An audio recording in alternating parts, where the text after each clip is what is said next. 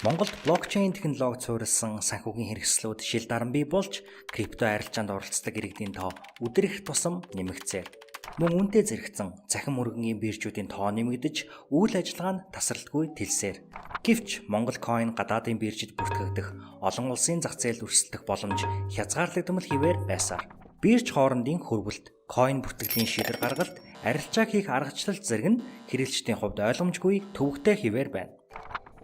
Энэ бол ердөө хагас зууны өмнөх биржийн үйл ажиллагаа.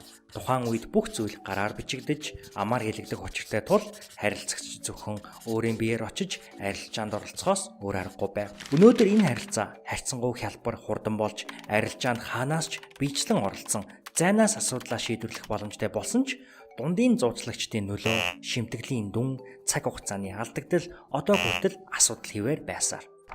Өмнөх зунаас эхэлсэн энэ мэд асуудлын зангилаа төвлөрсөн биржийн шийдэл нь төвлөрсөн бос биржийн зохион байгуулалт буюу DEX юм. DEX буюу Decentralized Exchange нь төвлөрсөн бос бирж ба автоматжуулсан ухаалаг гэрээнд тулгуурлан зуучлагчгүйгээр арилжаа хийх боломжийг олгодог. Энгийнээр хэлбэл DEX дээр хэрэглэгчид брокерийн шаардлагагүйгээр крипто валют арилжаалах боломжтой. Мөн энэхүү биржийн ирээдүйн хөгжил сайжруулалтыг хэрэглэгчид буюу coin эзэмшигчид хийн захирах болно. Энэ бол хэл хязгааргүй нээлттэй хөгжүүлэлт хийх боломжтой хамгийн хурдан шимтгэл багтай дэлхийг хэрсэн арилжааны талбар юм. Уг талбарт та өөрийн эзэмшиж буй coin-ыг өөр coin руу чөлөөтэй сольж, бүр барьцаанд тавин зээл авч, өндөр хүүтэй хадгаламжинд ч хийх боломжтой.